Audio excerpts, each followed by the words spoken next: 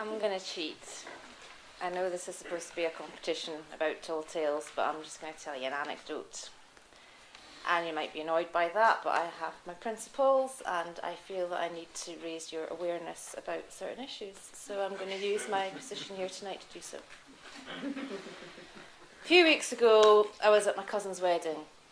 They're pretty rich. They laid on a coach to get us all back home, and I ended up back at Waterloo Place around 2 a.m. on a Saturday night.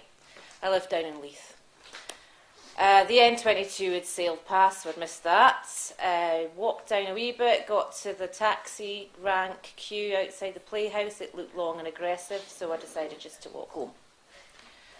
So I trip-trapped my way down Leith Walk, no bother at all, till I came to what I'm sure anyone who lives in the city will know is now a very familiar sight: massive, great hole in the road. Usual thing. Pedestrian walkway, follow the signs, round the bollards.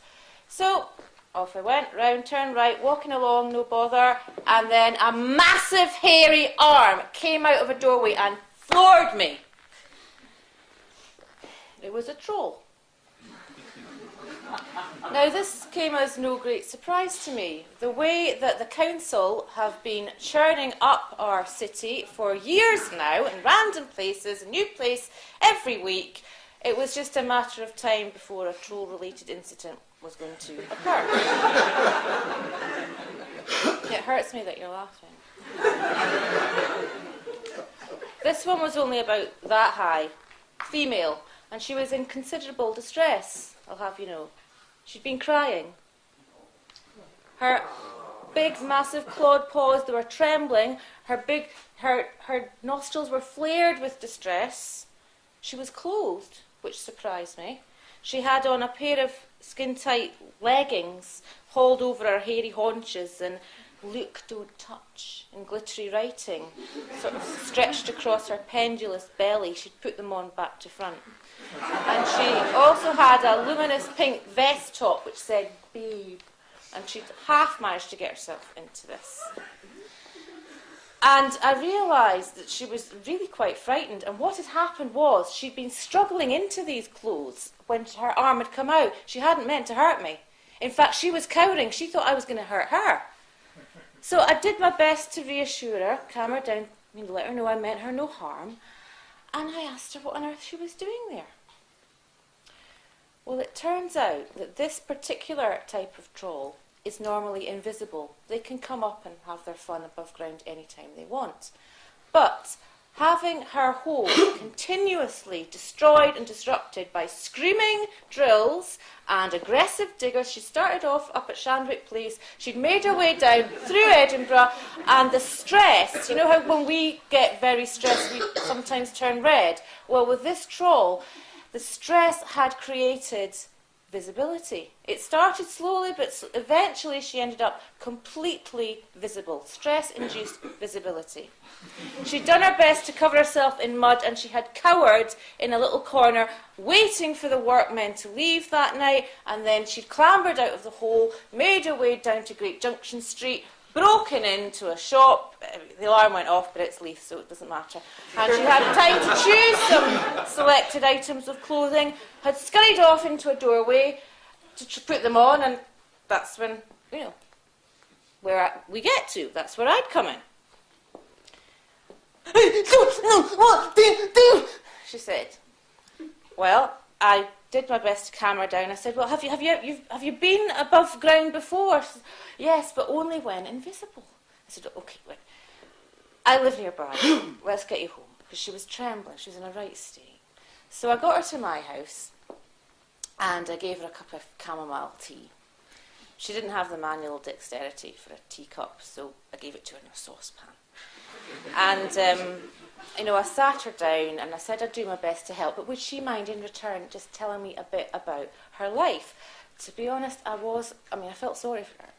I was quite relieved because I had this Tall Tales thing coming up and I was short of material, so for me it was a bit of a So she told me her name was Esmeralda. She'd been quite a bad troll. Her hobby was farting. It started off, innocent enough. She'd fart underground, and she found it comforting. The smell was comforting and a good source of heat. But she'd found on her ventures above ground, invisible of course, that her farts produced rather amusing reactions in people. And she'd got a little bit malicious with this. She'd get onto a 22 bus on a hot sunny day and fart away. And then, nastier still, she would go to the taxi rank outside the playhouse, and when courting couples got into a taxi, she'd sneak in with them. Serious fartage emitted. And, budding romance is quashed.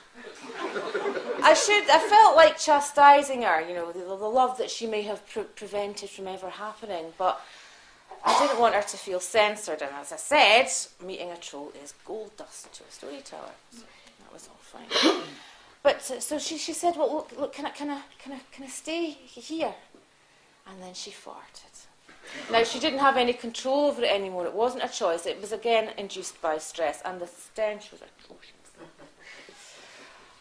I can handle it, because I live near Leith Links and we have Seafield sewage works, so I've got used to the smell. But I still didn't want to live with that kind of fume for any length of time. And she said, "Well, can I just stay until the council stop digging things up?"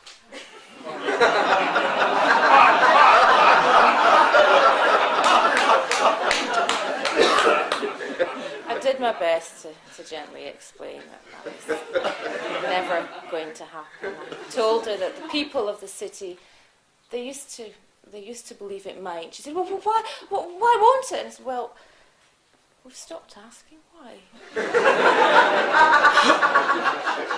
It's been many years since we asked. She was silent for a while. All I could hear was the occasional plop of a tear into the saucepan. I did what anybody would do in that situation when you're faced with a problem you can't solve. I Googled it. According to Wikipedia, female trolls have strange powers over human males. They can enchant them and get them to do their bidding. They take them into their powers, have them at their service for as long as they want, until eventually they grow bored, and then they put them back into human world, and they can be found wandering, dazed and confused, with no memory of what's happened on the streets. And I know this to be true, because if you go down to Duke Street any night of the week around 2 a.m.